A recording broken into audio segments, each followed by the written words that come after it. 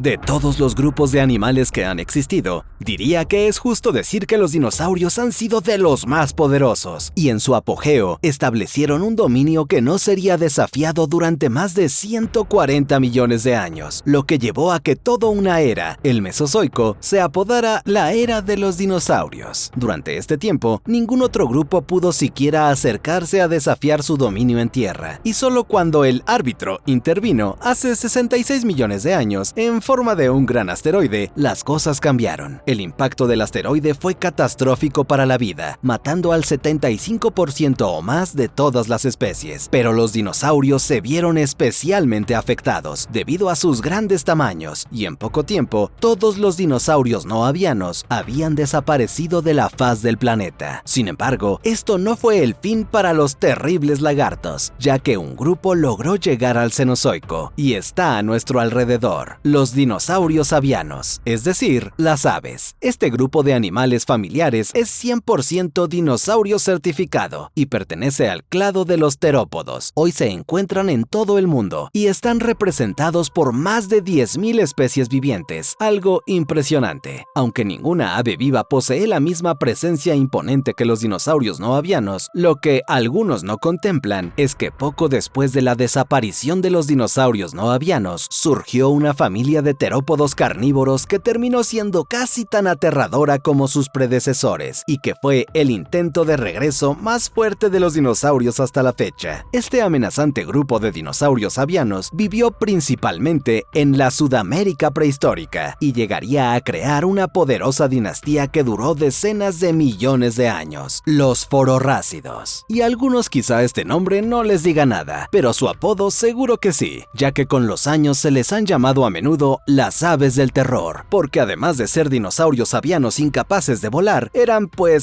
bastante terroríficos, como sugiere su mote, y cada miembro parece haber venido equipado con el mismo kit de inicio: un pico ganchudo relativamente gigante, una postura vertical alta, cuellos poderosos y garras afiladas al final de sus patas. También ayudó a su reputación que no una, sino varias especies de esta familia alcanzaron tamaños absolutamente enormes para un ave cavernícola. Algunas incluso se convirtieron en algunos de los mayores depredadores del Cenozoico que hayan vivido en Sudamérica, ganándose los primeros puestos cuando se trata de aves depredadoras. Sin embargo, mientras a todos les gusta centrarse en los días de gloria de las aves del terror, ellas tuvieron un comienzo humilde y no empezaron siendo gigantes. Su registro fósil es incompleto, pero se cree que descendían de un grupo de aves capaces de volar que sobrevivieron al evento de extinción KPG y que terminaron por volverse incapaces de volar para ocupar un nuevo nicho. El primer posible ave del terror, el Paleocilopterus, apareció hace 53 millones de años, durante el Eoceno temprano, cuando la Tierra aún estaba extremadamente caliente y Brasil soportaba fuertes lluvias. Esta ave del terror primitiva no solo es posiblemente la más antigua de su tipo, sino también una de las más pequeñas y esbeltas, ya que los adultos solo alcanzaban aproximadamente 1 metro de altura, siendo del tamaño de una cigüeña blanca común. Equipado con patas largas y ágiles, este tamaño menor le permitía ser bastante rápido, algo que le ayudaba a rastrear presas en los densos bosques de Brasil, aunque aún no era un depredador supremo en su ecosistema, ya que ese título lo tenían animales mucho más grandes en la zona, que en esa época incluían una variedad de crocodilios y serpientes. Y por desgracia para las aves del terror, tuvieron que esperar un poco más para aspirar a la cima, porque la segunda ave del terror en aparecer tampoco la tuvo fácil. Y de hecho, este segundo pájaro podría haber sido el primero según a quien se le pregunte, ya que estudios recientes han planteado dudas sobre la verdadera naturaleza del Paleocilopterus, y si es un ave del terror o algo aparte. Y si resulta algo distinto, añadiría una capa de misterio nueva a este grupo, pues la siguiente especie más antigua sigue sin ser identificada. Un tibiotarso datado en el Eoceno medio hace unos 43 millones de años en Argentina, ha sido citado últimamente como el ave de terror más antigua demostrada de manera concluyente, porque el hueso coincide exactamente en las características definitorias con aves del terror más completas posteriores. Sin embargo, como está fragmentado, no se le ha dado nombre, y al igual que el Paleocilopterus, era más ave que terrorífica, con una masa corporal estimada en apenas 5 kilogramos, algo que mucha gente puede levantar con un solo brazo. Así que definitivamente tampoco era un depredador supremo, y parece que al principio las aves del terror eran más bien aterrorizadas, pues numerosas marcas de dientes en el hueso sugieren que este pequeño fue víctima de un ataque de un depredador pequeño o mediano, posiblemente el Nemolestes, un marsupial hipercarnívoro que vivió junto a él y estaba más arriba en la cadena. Sin embargo, los mamíferos tenían que saborear esta victoria, ya que su reinado en Sudamérica tenía fecha de caducidad, porque los millones de años siguientes, las aves del terror empezarían a fortalecerse. Se cree que otras aves pudieron tener algo que ver con esto, ya que había aves carnívoras en la zona, lo que junto con una expansión de las praderas condujo a una carrera armamentista que se aceleró tanto que para cuando el Eoceno terminaba y comenzaba el Oligoceno, las aves del terror ya habían empezado a alcanzar tamaños gigantescos, como demuestra Physornis, encontrado en Argentina. Lamentablemente, se desconocen medidas exactas de esta ave del terror en cuanto a altura, debido a los restos limitados, pero basándonos en lo que tenemos, se ha estimado que el Physornis era al menos más alto que la mayoría de los humanos, además de ser corpulento, pesando hasta 240 kilos, lo que lo hace más pesado que el ave viviente más grande de hoy, el avestruz, y más comparable con un oso grizzly que con cualquier ave moderna. Su gran peso tenía mucho que ver con la construcción de sus huesos, que eran notablemente robustos para un ave del terror, y lo convirtieron en uno de los mayores, si no es que en el mayor depredador terrestre de su entorno en el Oligoceno argentino, resultando en una de las primeras aves del terror en ser depredadores ápice, superando en tamaño a las serpientes y cocodrilos terrestres conocidos de su ecosistema. Dado su aumento de tamaño, también vemos la aparición de los enormes y poderosos picos ganchudos de las aves del terror, que eran más largos que una regla y tan afilados que casi podían considerarse dos cuchillas superpuestas. Otros se han referido a sus picos como cizallas, y armados con esta locura, se ha especulado que las grandes aves del terror en general mataban a sus presas al bajar sus picos como hachas asesinas, cortando carne y causando daños catastróficos con golpes repetidos. Otros estudios también han sugerido que las aves del terror podrían haber tenido capacidades de mordida sorprendentemente poderosas, contrariamente a creencias anteriores, y una potente habilidad para patear con sus largas y robustas patas, que estaban armadas con esas garras afiladas, dándoles más de una opción. Así que fueras lo que fueras, definitivamente querrías mantenerte alejado de estas grandes aves del terror. Sin embargo, en ese momento, durante la existencia del Physornis, aún había aves del terror de tamaño pequeño a mediano, incluida el Andrewsornis, que no miraba por encima de tu cabeza. Sin embargo, con el tiempo, la tendencia sería clara. Estos sujetos solo se volverían más grandes y especializados para infundir terror, como vemos en la gran ave del terror del Oligoceno tardío, el Paraphysornis, que no solo era gigante, sino que había desarrollado una punta extremadamente ganchuda, incluso para un ave del terror, lo que sugiere que era muy bueno rasgando y cortando carne, y ni él ni los que le precedieron serían el techo de las aves del terror, pues eso llegaría en el Mioceno, cuando se volvieron a alcanzar nuevos límites de tamaño y el continente vio la aparición de los miembros más grandes e icónicos de la familia, el Kelenken y el Brontornis. Ambas criaturas provenían de Argentina y probablemente coexistieron, cada una con sus propios récords entre las aves del terror. Para el Kelenken, esto era la altura. Los adultos podían medir 3 metros a la cabeza, más alto que cualquier caballo conocido, mientras que alcanzaban un máximo de tal vez 300 kilogramos, aproximadamente el mismo peso que un oso grizzly macho. El Brontornis, por otro lado, no era tan alto, con adultos de unos 2.8 metros. Sin embargo, tenían una constitución más robusta que probablemente lo hacía más pesado, con individuos que pesaban entre 350 y hasta 400 kilogramos, lo que lo convierte no solo en el ave del terror más pesada, sino en el ave carnívora más pesada de todos los tiempos, y la cuarta ave más pesada que haya existido. Aunque hay un problema, es posible que el Brontornis no fuera un ave del terror en absoluto, ni siquiera carnívora. En los últimos años, ciertos paleontólogos han cuestionado esas viejas suposiciones, señalando la escasez de sus restos y las largas garras de sus pies, similares a las aves herbívoras, y se ha afirmado en diversos estudios que pudo haber sido un gastornitiforme, un cariamiforme o incluso algo único. También hay estudios que se oponen y mantienen su clasificación como ave del terror, citando ciertas características características del Brontornis que se ven exclusivamente en estas aves, como la forma de sus vértebras torácicas. Así que, hasta que tengamos restos más completos, quién sabe qué era exactamente este pájaro misterioso. Sin embargo, si es que era un ave del terror, sigue siendo bastante distinto de los demás, debido a su inmenso cuerpo y constitución, que contrastaba con el más ágil Kelenken, y probablemente dependía más de las emboscadas para capturar a sus presas, pues su locomoción seguramente era más lenta para acomodar su gran masa. El Kelenken y otras aves más ligeras, por otro lado, parecen haber sido corredores muy rápidos. Sus patas similares a la de las avestruces, con fémures cortos y huesos alargados en la parte inferior,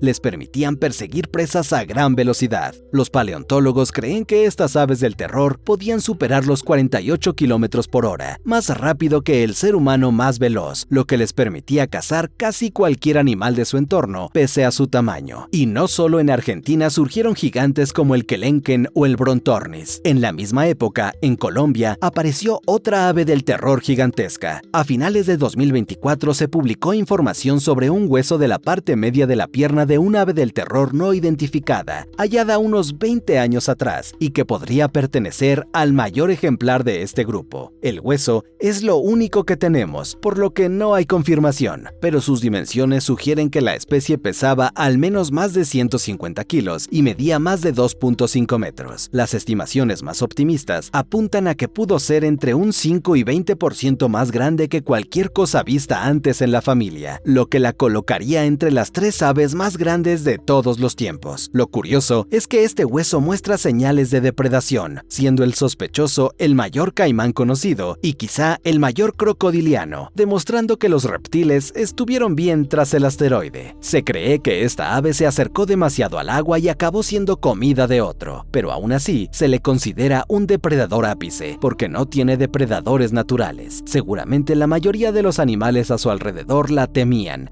en lugar de que ella les temiera a ellos. Durante mucho tiempo, se pensó que las grandes aves del terror eran un poco más como los chihuahuas, ladraban mucho y mordían poco, y que en realidad eran especialistas en presas pequeñas cazando roedores primitivos, reptiles y mamíferos pequeños, en lugar de megafauna, debido a lo que en su momento se consideraban cráneos débiles. Sin embargo, investigaciones más recientes muestran que probablemente podrían enfrentarse tanto a presas pequeñas como a grandes. Esta idea surgió del descubrimiento de que existen 2 tipos de cráneo en la familia, el tipo Silopterino y el tipo ave del terror. Este último solo visto entre los miembros más grandes y caracterizado por ser más rígido. Esa rigidez daba mordidas más fuertes, mayor tolerancia al estrés y potencia para picotear, lo que lleva a creer que estos gigantescos horrores eran capaces de derribar presas más grandes que ellos. Además de sus rasgos físicos de pesadilla, las aves del terror también evolucionaron otra ventaja que las ayudó a lo largo de su reinado: sus sentidos. Su vista y oído eran especialmente potentes, como lo muestran los estudios de sus cajas craneanas y cráneos. En cuanto a la vista, se cree que, aunque no tenían una visión tan aguda como las águilas o los halcones, seguían teniendo excelente visión y poseían la capacidad crucial de ver claramente a sus presas, tanto en zonas extremadamente brillantes como en lugares oscuros, otorgándoles otro nivel de adaptabilidad. Respecto al oído, sus oídos internos estaban desarrollados de tal manera que sugiere que las aves del terror eran particularmente buenas detectando bajas frecuencias, que podrían haber usado para rastrear y localizar presas. Además, su oído era tan sensible que podían incluso escuchar los pasos de animales pequeños completamente ocultos por la maleza, y se cree que este sentido tan afinado fue una de las principales formas en que encontraban presas. Gracias a este oído, su vista y otras características, las aves del terror pudieron convertirse en depredadores dominantes durante millones de años, y no solo fue la Argentina y Colombia lo que terminaron dominando, ya que en Brasil y Uruguay también se produjeron estas monstruosidades, siendo otra de las especies más grandes existentes, la devincencia, originaria de Uruguay, y es posible que este grupo incluso haya llegado a Europa en Francia y Suiza, y a África por Argelia, representados por el Eleuterornis y la Vocatavis. Sin embargo, la clasificación de estos dos ha sido cuestionada recientemente. Sin embargo, embargo, cuando una puerta se cierra, otra se abre, y vemos esto en la familia de las aves del terror, pues en 2024, un informe revolucionario encontró restos de estas aves en el que podría ser el lugar más improbable de todos, la isla de Seymour, en la Antártida. En aquel entonces, antes de que comenzara la edad de hielo, la Antártida era mucho más cálida y estaba más cerca de Sudamérica, y estos dos factores parecen haber permitido que un par de grandes aves del terror se subieran al expreso polar, aumentando el rango que ocupaba esta familia, y a lo largo de sus paisajes, las aves del terror interactuaban y, bueno, aterrorizaban a una gran variedad de vida, incluyendo abundantes ungulados sudamericanos nativos, primates, roedores, cenartros, reptiles e incluso a otras aves, y ninguno parece haber montado una defensa fuerte para frenarlas. Y si necesitamos más pruebas de que estos sujetos eran distintos, solo tenemos que esperar a ver lo que ocurrió en el Plioceno, en el Gran Intercambio Americano. Si no has visto mi video sobre ello, por favor hazlo, lo recomiendo. Pero para resumir brevemente, esto fue esencialmente una guerra biológica entre Sudamérica y Norteamérica, en la que después de que los dos continentes se conectaran mediante un puente terrestre, los animales de ambos lados cruzaron, causando grandes cambios en los ecosistemas y en algunos casos llevando a la extinción. En general, Sudamérica salió bastante mal parada en este intercambio, con muchos de sus animales nativos desapareciendo, mientras que casi ninguno logró establecerse en Norteamérica. Y sin embargo, fue un ave del terror, el gran Titanis, quien lo hizo. De hecho, este género de 2 metros fue el único gran depredador sudamericano que logró establecerse en Norteamérica, con restos provenientes de Texas y Florida, donde durante millones de años compitió y coexistió eficazmente con numerosos depredadores norteamericanos, como gatos dientes de sable, cánidos, osos y de nuevo otras aves, mientras cazaba con éxito animales norteamericanos como équidos, roedores del norte, ungulados endémicos y camellos. Sin embargo, aunque Titanis logró prosperar ante este evento, el gran intercambio americano sigue viéndose como un golpe global para la dominancia de las aves del terror. Parece que jugó un papel importante en su desaparición, ya que se piensa que la llegada de depredadores norteamericanos al sur desencadenó una batalla imposible de ganar para el grupo. Esta idea ahora se revisa, pues mientras la llegada de pequeños omnívoros norteamericanos como los prosiónidos coinciden con el declive de las aves del terror en el sur, la llegada de grandes carnívoros no, lo que sugiere que tal vez esos bichos pequeños, quizá comiendo huevos, fueron más molestos que la competencia mayor. Además, la mayoría de las aves del terror ya parecía estar muriendo antes de que los animales norteamericanos aparecieran, lo que lleva a pensar que fueron múltiples factores los que las acabaron. Primero, el cambio climático y luego la competencia. Tras millones de años, las aves del terror sufrieron mala suerte. Y aunque sabemos que su caída ocurrió hace poco en términos geológicos, es difícil decir exactamente cuándo se extinguieron realmente y cuál fue el clavo final. Durante mucho tiempo, se pensó que Titanis fue el último acto del regreso de los dinosaurios, desapareciendo de Norteamérica hace 1.8 millones de años. Sin embargo, ahora conocemos aves del terror mucho más jóvenes que muestran resistencia hasta el final. La más joven verificada se cree que fue el brasileño Scatornis, datado en el Pleistoceno tardío, que aún vivía hace solo 25.000 años. A diferencia de sus ancestros, este individuo era mucho más pequeño, pesando cerca de 6.1 kilogramos, lo que indica que los últimos supervivientes podrían haber sido enanos comparados con sus antepasados, reflejando su declive. Y una edad tan reciente en un ave del terror ha reavivado la idea de que quizá estas aves pudieron encontrarse con la especie dominante de Sudamérica, los humanos modernos. Además, el hueso de una pierna de una especie no identificada, aún no confirmado pero prometedor, indica una extinción más reciente de apenas 18.000 años. De ser cierto, significaría que nuestra especie y el regreso de los dinosaurios se cruzaron. Y quién sabe, quizá ahí surgió nuestro gusto por el pollo. Gracias por ver este video de Zoo Extinto. Nos vemos en el próximo.